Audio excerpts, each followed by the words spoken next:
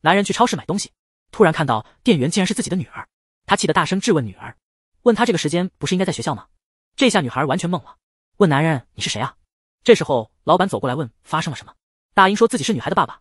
听到这话，女孩骂他是疯子，大英一下子不淡定了，怒斥他居然骂你爸是疯子，一边说一边就要拉女儿回家。女孩拼命挣扎，老板看到这一幕，警告他再不走就要报警了。于是大英放开女儿，让她跟自己回家。但他走到门口时，看到玻璃上的自己愣住了，自己竟然变回了18岁的样子。他走到店外，看着车玻璃上的自己，满脸不可置信。这时车窗摇下来，车主问同学，你找我有事吗？大英急忙问他，我看起来多大岁数？可车主直接开车走了。这时店里的老板和女儿也锁门报警了，大英只好离开这里。随后他去了好朋友家，可好朋友把他当成小偷，并且一拳打晕了他。正当德振拿起照片准备砸下去时，却发现大英真的和照片里的一样。大英醒来后，把自己变回18岁的事告诉了德振。德振问他，既然变年轻了，你打算做什么？大英让德振当他爸爸，让他重返校园。就这样，大英假扮德振的儿子重新开始上高中，还和女儿成了同班同学。诗雅看到大英后，突然想起昨天的情景。上课时，大英突然接到妻子的电话，还没适应学生身份的他拿起手机就要接，但被老师叫住了。无奈，他只好假装去厕所。妻子催他尽快定离婚时间，并告诉他，如果再次缺席，就默认放弃抚养权。大英当然不同意。妻子说，你平时都不管孩子，凭什么不同意？大英走到门口，透过窗户看着女儿，并说，我和孩子们比你想的还亲近。挂了电话，大英走进厕所，突然发现有人被锁在里面。打开门一看，里面竟是自己的儿子洪诗雨。他生气地问儿子，这是谁干的？但诗雨根本不认识年轻的大英，还提醒大英别说是他放的自己，否则会被校霸报复。大英不放心地跟了出去，想找诗雨问个清楚，结果在走廊被女儿拦住。诗雅把大英叫到天台，还带了2个女生给自己壮胆。诗雅告诉大英以后离他远点，但大英一点也不怕，他把诗雨被欺负的事告诉了他。大英看女儿知道诗雨被欺负，问他为什么不告诉爸爸。诗雅觉得他肯定是想当爸爸想疯了，说完就转身离开，还不忘回头给大英一个动作，这让大英目瞪口呆。这还是自己那个乖巧懂事的女儿吗？自己的女儿一定在别的地方。诗雅知道弟弟被欺负后，准备去找校霸算账，但大英先一步到食堂找到儿子，问他为什么被关起来不大叫。可诗雨说那样很丢人。就在这时，校霸带着几个人走进食堂，直接来到他们面前，嘲讽了诗雨几句，用篮球砸在诗雨头上，嚣张地离开了。大英看到儿子被欺负，怎能忍？校霸将球砸向大英，他一手抓住，校霸让他把球还回来。只见大英一个假动作，吓得校霸抱头躲避。校霸觉得丢了面子，走上前准备动手，却被及时赶来的老师阻止。校霸只好留下恶狠狠的话走了。事后大英越想越火大，自己儿子被欺负，却不能揍对方一拳，郁闷地走到拐角点根烟，结果发现女儿也在这抽烟，他立刻大声呵斥，这吓了诗雅一大跳，还以为老师来了。大英斥责他小年纪就不学好，诗雅却叫他别管太多。正说着，诗雅似乎看见了什么，立马转身跑了。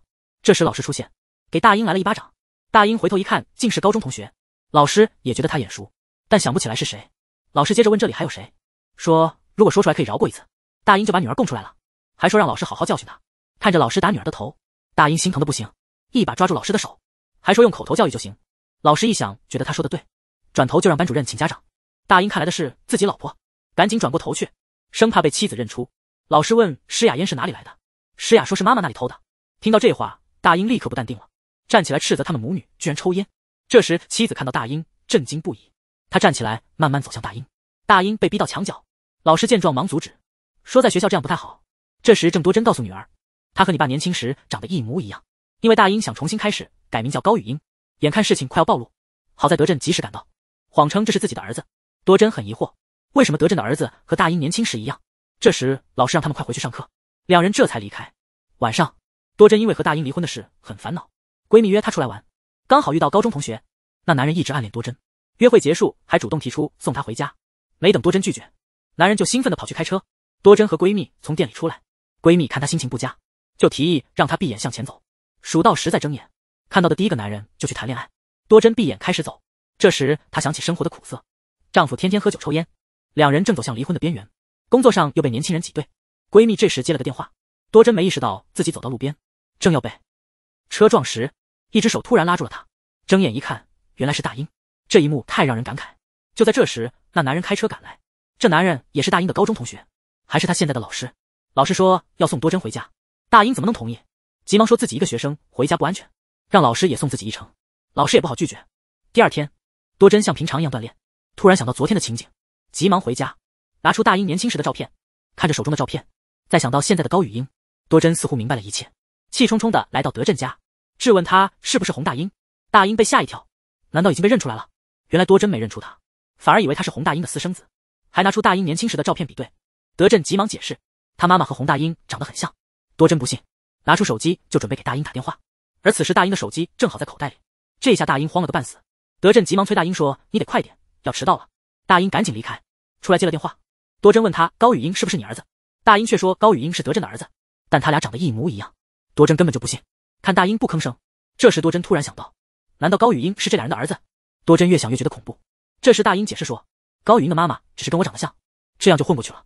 这天大英看到女儿和同学一起打车去学校，回教室后，他无意间听到几个女生抱怨爸爸不给零花钱。诗雅说，我们怎么好意思向爸爸要钱呢？大英心里想，我女儿还真懂事。不过接着诗雅向同学们展示她怎么骗爸爸的钱。原来诗雅总是说做了好梦，大英为了好运毫不犹豫的掏钱，同学们都夸诗雅真能干。旁边的大英听了直接气炸，他走到他们面前教训他们怎么能骗爸爸的钱呢，还说他们每天打车上学，1个月就要16万韩元，1个月16万韩元还嫌不够零花钱。几个女生都愣住了。这时一个女生说她爸爸开出租车，所以坐车不用花钱。大英突然觉得尴尬，原来你爸爸开出租车呀，那就没事了。可诗雅觉得他太啰嗦，直接起身离开了教室。这时一个女生告诉大英，诗雅最讨厌他爸爸那种爱管闲事的老古董。出来后一个女生觉得大英说的对，以后要早起不打车上学了。原来帅真的让人恨不起来。诗雅看着他们真是哭笑不得。放学时外面突然下起了雨，诗雅想到自己没带伞，大英一看就急忙冲出去买伞，自己淋雨给女儿撑伞。大英离开的时候，诗雅看到他手上还有伞，这让诗雅挺困惑的，为啥他有伞不用呢？原来大英是留伞给儿子的。第二天，大英又看到儿子被欺负，他上前问洪诗雨为啥忍着，下次再有人欺负你直接还手。说完，大英找到那帮校霸，决定给他们点颜色看看。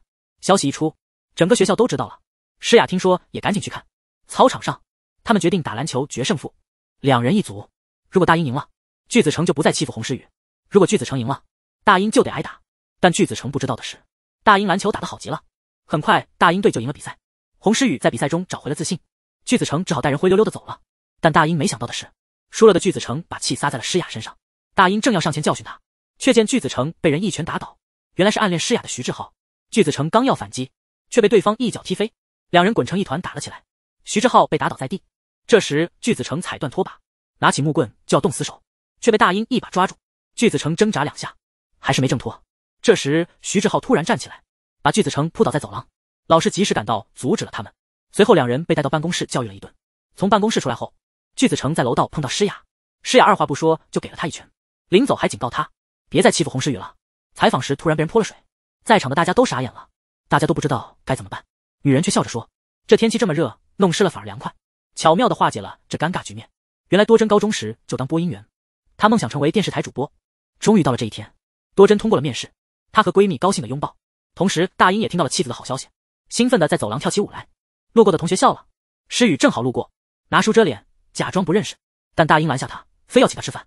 这时诗雨完全没想到，大英竟然是他的爸爸。原来大英40岁意外变回18岁，他瞒着家人重返高中。这时多真走到他们面前，大英打了个招呼就走了。多真把录取的好消息告诉儿子，两人开心的拥抱庆祝。突然大英也加入拥抱，这让他们俩都懵了。多真一把推开他，心里想这人到底是谁，但大英脸皮厚又贴上来。另一边，公司领导知道多真是妈妈后，马上让手下把她排到第4，让一个年轻漂亮的女孩顶替她的第1名。多真对此一无所知，看着同事们拿到自己的节目，多真只能羡慕。这时组长突然叫住他，本以为有自己的节目了，没想到组长是让他送咖啡。直到这一天，一场棒球赛后需要进行采访，原主播临时有事没来，最后只能让多真临时顶替。他急忙换衣服赶到现场，导演告诉他没有剧本，还强调这次采访很重要。采访时队员们庆祝胜利，打算泼水到队长身上。紧接着胖子拎着水桶走来，结果一不小心自己绊了一脚，水桶里的水全泼到多真身上了。这一幕正好被电视前的儿子看到，好在多真机智地化解了尴尬，因为这次直播多真火了一把，网友们纷纷对他赞不绝口。可是没过多久，多真当妈妈的事被曝光了，还有她高中时未婚先孕的旧事也被挖出，她女儿诗雅也因此被同学取笑。公司的领导一知道这事，觉得这丢了公司的脸，于是安排了一个聚会。因为小胖上次不小心泼了多真，这次他被要求让多真泼回去。领导表面上是在安慰多真，其实是想借此机会让多真离开公司。多真为了不让小胖难堪，巧妙地解决了这个问题。这时候领导提议再做一次专访，但是推荐的海选第1名其实只是第4名，但是棒球选手坚持让多真来采访。领导说让年轻小姑娘来效果更好，但是看到当事人坚持，领导也只好同意了。在另一边，徐志浩上次和校霸打架后，他来到了诗雅工作的便利店，诗雅帮他处理了伤口。志浩走到货架旁，知道诗雅还没吃饭，就想买份盒饭给她。这时候大英帮女儿搬东西进来，看到女儿每次都要搬这么重的东西，很心疼，他也买了一份盒饭。付款时，诗雅问他要不要袋子，大英说这是给你买的，还叮嘱女儿再怎么忙也要记得吃饭。这一幕被旁边的志浩看到，他误以为大英也喜欢诗雅，在体育课上突然看到女儿晕倒，大英看到后马上背起诗雅往医院赶，体育老师也急忙跟上。在另一边，刚做完专访的多珍听说诗雅生病了，急匆匆的往医院赶。这边医生检查后说诗雅没什么大碍，看着昏迷的女儿，那一刻他看到旁边一个小女孩正在包扎伤口，突然想到诗雅小时候也曾受伤，那时候他也是抱着她冲向医院，看着诗雅大哭，他真的很自责。如今诗雅已经长大了，他不由自主地摸了摸诗雅的头，但诗雅突然醒来，一把打掉了他的手，然后疑惑地问他在做什么。这时诗雅还不知道面前的人是他爸爸，然后诗雅坐了起来，问他为什么要摸他的头发。大英解释说你昏过去了，我把你背到医院了。这时诗雅似乎想起了点什么，于是说道你背我来就该悄悄走，你的手放哪儿了？想不想保住手啊？大英听了忍不住笑出声，这让诗雅都搞不清状况了。这边德振接到了大英的电话，电话里传来了班主任的声音，于是他以看望诗雅为名去见班主任，而多珍的闺蜜也赶了过来，因为他们都要去医院见大英。很快诗雅的妈妈多珍也赶到了医院，确认诗雅没事后，她终于放心了，得知是大英送诗雅来的，多珍非常感激，于是对德振说你儿子教得好。大英和闺蜜一听差点喷了，德振一时倒霉，正好被泼了一身，转头就看到了心仪的班主任，在他面前出了洋相。德振赶忙跑出医院，多珍随后来到前台要给女儿交费，但护士一查费用已经有人付过了。这时多珍收到了消息，原来是体育老师付的费用。这边多珍拿着丈夫的辞职信，打电话问大英在哪。大英撒谎说自己在出差，她却不知道自己的辞职信已经寄到家里。多珍责怪她不担心女儿，总是不在。现在他们已经不需要大英了。挂断电话后，大英也很愤怒，听到这话，大英伤心的走了。她明明一直在他们身边，却总是被误解。第二天是大英和多珍离婚的最后期限，但大英还是没有出现。法官刚要开口，突然回到18岁的大英冲了进来，他是不是要揭露真相了？多珍看到大英，一直误以为他是德振的儿子高宇英。这时大英拿出了一封信，说这是洪大英让我转给你的，信里写着孩子的抚养权全由你决定。男人一夜回到18岁，重新上高中，过去的情敌现在变成了他的体育老师。这时一个女生建议让老师分享自己的初恋故事，同学们立刻哄笑起来，只有大英一脸愤怒，因为他知道那个初恋是他的妻子。于是老师开始讲他和初恋看电影的故事，接着说初恋已经离婚，他们马上就可以在一起了。大英听后更是气愤，连笔都给气折了。放学的时候，大英听到女儿说妈妈的初恋不是爸爸，大英立刻感到不妙。诗雅被吓一跳，转头说我妈妈说她的初恋不是爸爸。听到这话，大英心情非常低落。路上碰到多珍，连理都不想理她，但一看到多珍提着2大袋东西，他马上上前帮忙。送到之后，多珍拿出一叠钱给他，但大英拒绝了。刚走几步，大英想着要不要告诉他现在的身份，于是转身追了回去。可进去后看到老师正抱着多珍，大英以为多珍有外遇，下一秒多珍推开了老师。随后多珍把那天诗雅的医药费还给了他。老师说离婚后如果需要帮忙随时可以找他，接着又开始说大英的坏话，这让多珍非常生气，他马上起身就走。旁边的大英没想到多珍会在外人面前维护他。第二天多珍上班，那个曾经取代多珍成为第1名的女孩，因为业务能力不足即将被解雇。他走到多珍面前，假装友好的跟多珍合影，然后一转身就把多珍离婚的事公开了。公司的领导很快就知道了这件事，这时候女孩还假装说自己不是故意的。另一边，诗雅早上上学差点迟到，志浩见状故意在门口系鞋带耽误时间，阻止老师关门。等诗雅进去之后，志浩才站起身还给老师送了个小礼物，感谢老师一直以来的关照。老师看着手中的巧克力，顿时笑开了花。课间休息时，诗雅妈妈离婚的事也传到了学校，同学把照片给诗雅看。另一边，因为离婚，大英一直没去学校，班主任来家里询问情况，看到大英手里拿着啤酒，老师顿时脸色一变。这时德振过来了，老师看到后问他怎么能让儿子喝酒。德振跟老师走到外面，老师问他大英为什么不上学，德振脱口而出是因为离婚，这让老师一头雾水。德振急忙解释说不是他离婚，也不是我。看他解释的不清楚，班主任生气的转身就走了。回到家，他在楼下遇到邻居，邻居问他好久没见到他室友了，老师却说自己一个人住，没有室友。说完就转身进了房间。进来后他打开衣柜，里面竟是一个游戏室，刚坐下就接到朋友的电话，约他出去玩游戏。画面一转，老师换了一身衣服就出门了。之后他来到网吧，看到游戏好友上线，两人就开始聊天，他却不知道这个好友正是德振。德振问他女人收到什么礼物最开心，老师说限量版黄金头盔，而这个头盔德振正好有。第二天，大英在去学校的路上，听见同学们都在讨论诗雅妈妈离婚的事，突然发现校霸跟着自己，心里顿时紧张起来。诗雅看到地上的垃圾，打算去拿个新的垃圾袋。他本以为他要找麻烦，没想到巨子成其实是来安慰他，告诉他每家都有难处，连他的爸妈也离了，还鼓励他不要灰心。其实那晚诗雅独自哭了很久，这一幕全被校霸看在眼里。诗雅走后，教导主任突然出现，问地上的垃圾是谁弄的。巨子成主动承认是自己的，还帮诗雅清理了垃圾。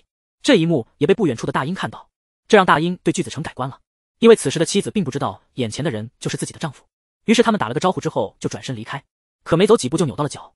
两人见状急忙过来查看，但多珍却只关心他的高跟鞋。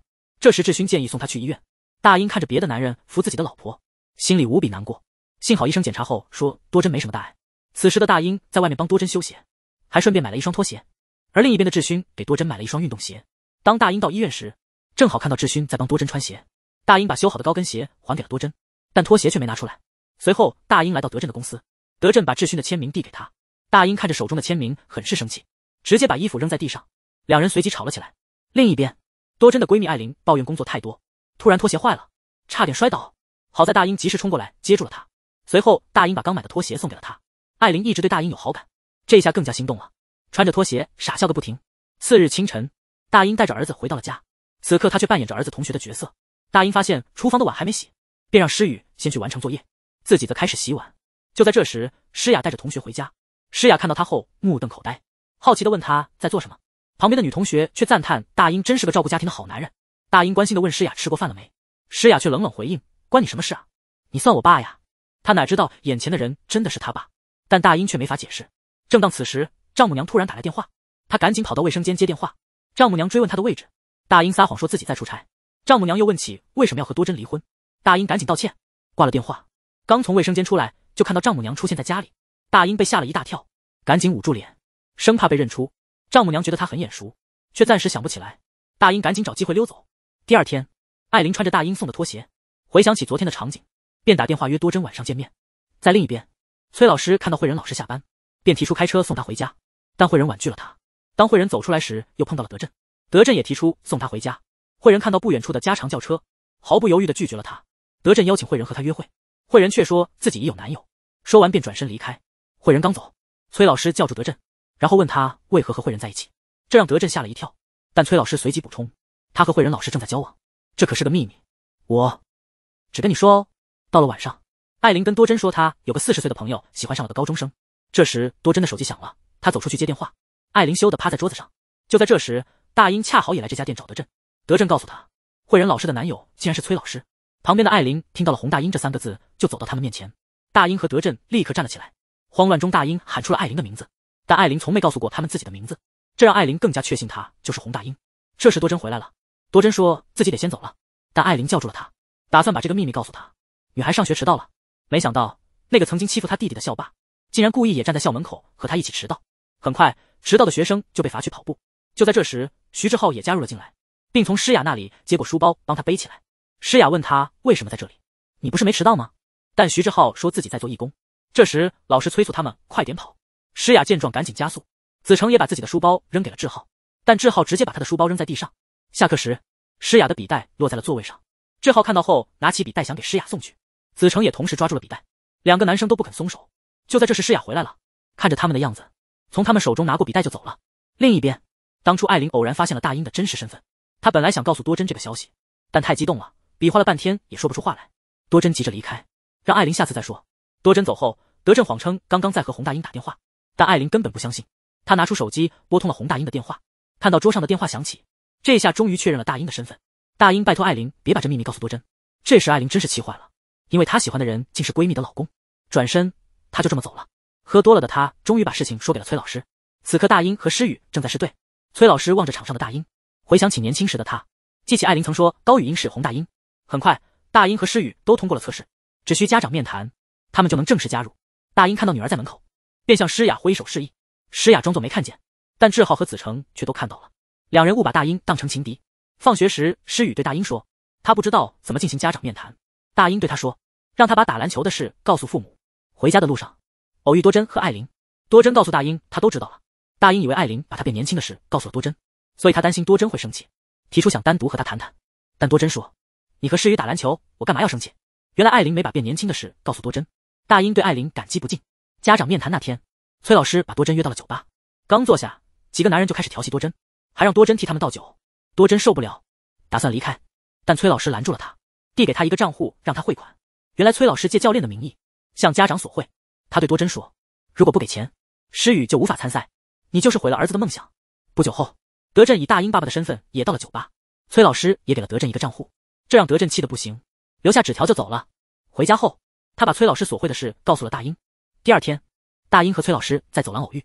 到了晚上，多珍带着钱找到崔老师，他打算录下他收贿的证据，但很快就被崔老师发现了。大英听说后也赶过来了，他追出去问多珍出了什么事，可多珍没跟他说，只是自己默默的喝酒。他回想崔老师之前的话，原来10年前大英梦想打篮球，那时儿子突然哮喘发作，这病得持续治疗，大英为了医药费，只好放弃了篮球。工作中大英被领导训斥，但他只能默默忍受。于是大英开始借酒浇愁，这让多珍对他越来越失望。想到这些，多珍忍不住哭了。外面的大英看到这一幕很心疼，但他不能暴露自己的身份。第二天，因为没给钱，崔老师找借口让两人整理球场。大英看儿子辛苦，就让他先走。这时刚出来的子成看到爸爸，就悄悄跟了过去。结果看到爸爸给崔老师钱，子成觉得爸爸丢脸。爸爸说，你要是争气些，我又何必贿赂别人。话音刚落，就是一巴掌。子成拿起木棍要还手，幸好大英及时制止。子成警告大英别多管闲事，但大英递过来一瓶啤酒。大英说，别喝你爸，你会后悔的。子成接过啤酒喝了一口，结果直接晕倒了。无奈大英只得背他回到德振家。这男的看到别的男人和女人亲热，冲上去就是一拳，很快两人就被带进了派出所。崔老师说是对方先动手的，警察劝他们和解。德振掏出手机给慧仁老师打电话，崔老师急忙阻止。很快两人从警局出来，正巧碰到刚到的慧仁。德振向慧仁坦白，说她的男友和别的女人在一起。这下慧仁彻底懵了，原来德振把崔老师误认为是慧仁的男友。这时慧仁解释说，其实是为了让德振死心，才谎称自己有男友的，让德振别误解他们的关系。崔老师对慧仁说，别装清高了，说是因为你到处留情，才让人误会的。听到这话，德振又冲上去打了对方一拳。镜头一转，两人又被带回警局，连警察都被他们弄糊涂了。另一边，子成在德振家醒来，大英解释说是他昨晚背你回来的。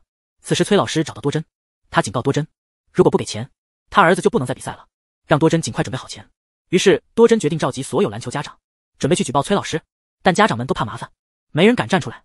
大英知道后，用德振的手机给家长们发信息，叫他们到体育馆集合，还说不来的就是崔老师的同伙。很快体育馆聚满了人，德振向大家揭露，崔老师曾在高中无意看到爸爸给教练送钱，所以现在才向家长们索贿。这时子成的爸爸站出来说，如果真相大白，大家都会受罚，孩子们也会失去比赛资格。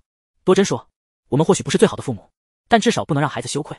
这话让子成的爸爸想起子成的话。多珍接着说，崔老师还非法经营了一家酒吧，通过酒吧能快速搞定崔老师。于是多珍搜集了崔老师的罪证。艾琳带警察直奔酒吧，崔老师看状况不妙，从后门溜了。这时多珍发信息约他到体育馆，他到了体育馆，发现只有多珍一人。多珍直接告诉他，你非法经营酒吧的事已经曝光了，还有你收贿的事也被抓到了。突然家长们从暗处走出，崔老师意识到自己完了，走上前想对多珍动手，却被多珍巧妙绊倒。这一幕把所有人都吓傻了。这时艾琳带队的警察进场，崔老师就这样被警察带走了，他的酒吧也被封了。另一边，校长听闻此事，马上换了教练。会议一结束，慧仁老师找到德振，先是向他表达感谢。这时德振叫住了他，然后他认真的向慧仁走去，却在半路被人撞了一下，好不容易的气氛顿时消失。他随即邀请慧仁一起喝咖啡，慧仁笑着答应了。上课时，老师问谁想参加摄影展，诗雅和另一女生迅速举手。志浩看了看诗雅，也跟着举手。子成正要举手，却被前面的同学挡住了。这时大英也举手了，子成顿时慌了，只能无奈看着他们4个走了，都怪前面的那个笨蛋。这一天，诗雅整理书时不慎被书砸到头，志浩和大英立刻冲过来看情况。大英本能的想摸摸他的头，却被志浩拦住。志浩说，你不能碰他。大英不解地问为什么。志浩想了想说，你手上太脏了。大英一看，果然手上全是灰。随后诗雅和另一个女生一起离开了。这时大英问志浩是不是喜欢诗雅，志浩说别管那么多。大英一眼就看出志浩对诗雅有意思，心里其实挺开心的，毕竟志浩是他看着长大的，但想到可能会抢走自己女儿，大英的脸色一下子沉了下来。晚上诗雅在便利店打工，志浩走进店里，看样子有话要对诗雅说，话还没说出口，子成也来了。子成拿了2罐饮料，付了钱递了1罐给诗雅。诗雅问他为什么给他，子成说买1送1，不拿白不拿。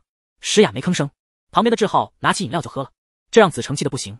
这时候担心女儿的大英也来到便利店，场景一转，三人站在便利店外，大英问他们怎么还不走。子成反问你不也在这儿吗？大英说他在等诗雅，要送他回家。这时诗雅下班了，他问为什么他们还没走。大英说你爸让我帮个忙，咱们边走边说。就这样，诗雅跟着大英走了，两个男生只好各自回家。路上，大英问诗雅喜欢志浩还是子成，诗雅说两个都不喜欢，志浩是儿时的玩伴，子成经常欺负他弟弟。走到一个路口，诗雅要往小巷里走，大英说以后别走这边，这里没监控，看着挺可怕的。他在诗雅的书包上挂了个警报器。送走诗雅后，大英转身离开，但他不知道自己已经被人盯上了。只见一个房间里，墙上挂满了大英的照片，电脑上记录着大英的每天行程，时间都精确到分钟。第二天，多珍来到公司，这时一个男人带他进了办公室，里面坐着3个和多珍同时入职的同事。男人说他听到个消息，他们4个里只有3个能留下，剩下的那个就意味着要走人了。多珍想去人事问问清楚，旁边的全由美立马不高兴了，一站起来就走出了办公室。男人接着说他们3个各有各的节目，如果多珍再搞不到节目，那他可能就得走人了。上班的时候，一个制片人突然找到多珍，他想让多珍来主持一个离婚主题的节目，为了不被开除，多珍只好答应了。后来多珍把这事告诉了艾琳，艾琳知道大英的底细，于是他又告诉了大英，但大英听了并没有反对。大英后来到便利店找诗雅，发现诗雅已经下班了，而诗雅已经来到昨天那条路上，他还是走进了那个通道，不知道有个黑衣人在等他。诗雅看见就转身跑了，那男人也快速追上去，很快就追上了诗雅。这时诗雅踩了对方一脚，反手就是一招，2下就把那男人摔倒了。那劫匪被摔得懵了，他没想到这女孩这么厉害，原来诗雅妈妈早就带她练过防身，谁知道女儿是个格斗天才，教练随便示范一遍，诗雅就把所有技能都学会了。那时男人掏出了匕首，诗雅一看，他记得教练说的，打不过就赶紧跑。他又看到大英送的警报器，他按下警报器后就转身跑了，眼看就要被歹徒追上。这时大英突然出现，踹了那歹徒，很快大英就把歹徒带到了警局。多珍知道后急忙来到警局，他来问女儿有没有受伤。这时大英正要去教训那歹徒，警察赶紧上前阻止。大英问他们为什么那条路没监控，但那歹徒却在那嚣张的笑，然后他反嘴说是大英先动的手，他还想起诉大英呢。就在那时，多珍狠狠给了那男人一个巴掌，然后气冲冲地抓住了他的衣领。这时诗雅的外婆也赶到现场，外婆马上抓住那男人的头发，紧接着就给了他一顿暴打，现场一片混乱。警察调查后才发现，原来这男人之前犯过好几次类似的案子，为了对诗雅下手，他计划了整整1个月，一直在偷偷跟踪诗雅，还调查了诗雅周围所有人的行踪。他家的墙上都贴满了诗雅的照片。警察看到这些证据，默默地用扫把遮住了摄像头。出了警局，外婆拉着大英的手表示感谢，但大英接下来的话让大家都惊呆了。大英对诗雅其实是父爱满满，但不知情的人看来却误以为是年轻人的恋爱。第二天学校有个庆祝活动，诗雅一出现，穿着漂亮的衣服，几个男生都看呆了。大英感叹，他和他妈妈年轻时一模一样。这时诗雅拿出手机准备拍照，大英马上上前帮忙。看到这一幕的志浩和子成又对大英投去了怀疑的眼神。随后大英把刚拍的照片发给了多珍，想让多珍看看女儿在学校的样子，但多珍只是淡淡回了一句我知道了。晚会上，大英看着台上的歌手，他回想起18年前在同一个地方听着同一个人唱同一首歌，那时他和多珍确定了关系，然后他转身离开，他要去找多珍，打算把自己的真实身份告诉他。但当他见到多珍，却看到他和志勋在一起。看到这一幕的大英失落的走了。其实多珍只是偶然和志勋遇到，原来2天前子成说他想向诗雅表白，让大英出个主意，知道子成要向自己女儿表白，大英赶紧想办法阻止。突然想起诗雅以前说过她最讨厌别人当众唱歌表白，于是大英故意告诉子成诗雅喜欢当众唱歌表白，结果子成真的这么做了，而且还真成功了。大英到了球场，突然听见同学们在问子成约会准备干嘛，会不会牵手或接吻。看着子成洋洋得意，大英立刻火了，然后跟着女儿到了约会地点，心想棒球场这么多人，子成应该不敢做什么，转身正要离开，却看到广告牌上的画面，想到可能会接吻的场面，大英急忙冲了过去，直接走到诗雅旁边坐下。这时志浩拿着饮料过来了，看到志浩，大英一头雾水，问诗雅不是和子成来的吗？原来昨天表白后，为了不让子成难堪，诗雅悄悄还了花给子成。这一幕正好被志浩看到，于是今天志浩买了球赛票，邀诗雅一起来看球。知道诗雅没答应子成，大英这才放心了。这时子成正独自伤心，而在别处，德振化装成小丑出现在聚会上，却在这里遇到了慧仁老师。慧仁认出来是德振，急忙说你今天没见过我，然后就转身走了。德振赶紧叫住他，然后说了一些感人的话，接着从后面抱住了他，却突然看到真正的慧仁老师在前面。德振这才意识到自己抱的根本不是慧仁老师。当他转过身来，德振吓了一大跳。另一边，诗雅在化学课上不慎被烫到，大英赶紧拉她去冲水。看到这幕的志浩紧张的不得了，随后他跑去药店给诗雅买药。这时大英也到药店给诗雅买药。志浩知道大英是来买药的，于是他打算比大英更早找到诗雅。但到了教室，发现诗雅不在，他接着跑到操场，就见大英正在给诗雅涂药。诗雅想到自己以前受伤，爸爸也是这样照顾自己。志浩看到这幕，想起子成问诗雅的话，子成曾问诗雅喜欢的人是谁，诗雅点了点头。志浩误以为诗雅喜欢的是大英，这一幕也被一女生看到，她也认为大英喜欢诗雅。晚上，大英约多珍吃饭，临走却下起雨来。大英说没带伞，先送多珍回家，然后打算借她的伞回去。其实大英故意把伞留在餐厅了。回家路上，车辆突溅起水花，大英赶紧把它挡在后面。到楼下，正好遇到志勋送多珍花。大英看到这一幕，突然不高兴了。多珍一头雾水，大英没解释，转身就走。大英走后，志勋告诉多珍大英喜欢他。另一边，女生跑到便利店找诗雅，然后告诉诗雅大英喜欢你。回到家后，母女俩开始为大英担心。18岁高中生强吻40岁大妈，这一幕正巧被楼下的朋友看到。下一刻，多珍推开了他，并给了他一巴掌。因为此刻的多珍并不知道，眼前的大英是自己重返18岁的丈夫。大英赶上去想解释自己的身份，这时志勋突然出现，拉着多珍就走了。看着两人离开的背影，大英气得瞪大了眼睛。另一边，诗雅跟多珍说她不想去大学，多珍听了直接火大了。她自己就是因为没学历，在工作上吃尽苦头，所以她坚决反对诗雅不读大学。诗雅觉得是你们年轻时犯的错，才意外有了自己。她责怪父母从没真正关心过她。远处的大英看到这幕特别心疼。第二天上学，大英给诗雅递了个存折，谎称是你爸让我转给你的。诗雅一看存折，里头全是爸妈记录她成长的点点滴滴，每笔存款后面都附了温暖的话。诗雅看后泪如雨下。晚上，她给爸爸打了个电话，说她很想念他，还问大英什么时候能来看他们。挂了电话，诗雅哭得特别伤心。大英看着也很难受，她决定要把真相告诉多珍，告诉她我就是洪大英，还把自己怎么变年轻了说了出来。可多珍根本不信，认为大英在恶作剧，严厉警告她以后别靠近我孩子，还让她把手机还给大英。第二天，多珍上班的路上又回想起大英昨晚说的话，她上网搜索怎么能变年轻，结果全是广告。她觉得自己肯定疯了，竟然会信这种话。另一边，诗雅放学时突然听到两个女生在说她的坏话，诗雅装作没听见，她们又提到了诗雅的妈妈。诗雅忍不住了，直接把那女生摁在地上让她道歉。诗雅正要离开，却被几个男生拦下，原来他们是跟那两个女生一伙的。那女生对诗雅说，只要你道欢，我们就放你走。诗雅甩开男生的手，男生因为丢了面子，抬手就要打诗雅。这时志浩及时出现，一脚踢开那男生，然后拉着诗雅就跑。几个人急忙追了上去。路过一个路口时，诗雅和志浩牵手的场景被子成看到了，紧接着他也看到了追来的几个人。子成走过去挡住了他们，志浩说完就先一步走了。这时诗雅叫住了他，接着走上前拉起了他的手。回到家后，志浩拿出小时候的录像来看，突然看到诗雅爸爸和高雨英长得一模一样，这真是把志浩吓坏了。第二天，志浩在走廊上牵着诗雅的手，大英突然出现向他们走来。看到这情况，志浩吓得急忙松开了诗雅的手。另一边，多珍去取修好的皮鞋，店员告诉他，我是你的粉丝，因为有个学生在这儿买过鞋，跟我提过很多关于你的事，所以我开始关注你了。多珍想到了过去的种种，想到高雨英和大英有很多相似之处，这一刻他终于明白高雨英就是洪大英。他急忙拨通了大英的电话，来到天台，看着眼前年轻的洪大英，多珍问他，为什么你隐瞒了这么久，现在又要说出来？大英没说话，一把搂过多珍。经历了那么多，两人终于相认。由于这段时间德振和艾琳隐瞒了大英的事，多珍打算整整他们，于是对德振说，我喜欢你儿子。这真是把两人吓坏了，德振也找不到反对的理由。这时艾琳对多珍说，高雨英就是洪大英，但多珍却认为他在胡说，然后拉着大英就离开了。这时他们才收到多珍发来的信息，才明白被多珍耍了。来到外面，大英借了德振的豪车，打算带多珍去约会，但在吃饭时两人却被误会成了母子。听着周围人的议论声，两人都没开口解释。晚上回到家，多珍看着中午拍的照片，看着两人的差距，他心里有些难过。楼下的大英正准备走，正好看到志浩和诗雅牵手回来。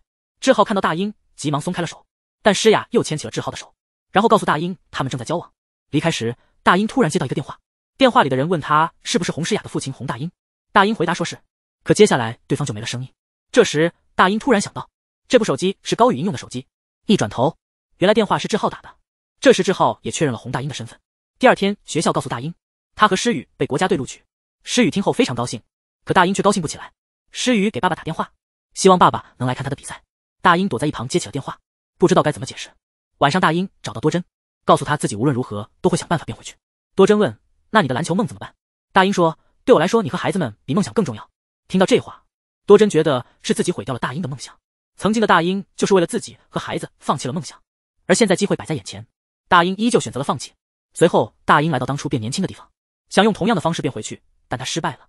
第二天，大英和多珍在路上相遇，多珍后悔和大英相认，应该让大英过他想过的生活，可大英却说在变年轻后，刚开始因为可以打篮球还很高兴，但比起比赛获胜，孩子第一次走路更让他开心。再一抬头，大英已经变回了原来的样子。随后他们一起去看儿子的比赛。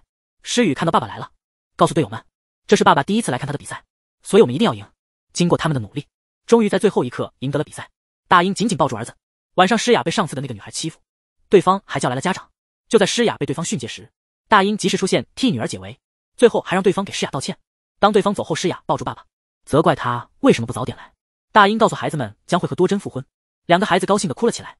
另一边，德振和慧仁老师也走到了一起。2年后同学聚会上，诗雅坐在志浩和子成的中间。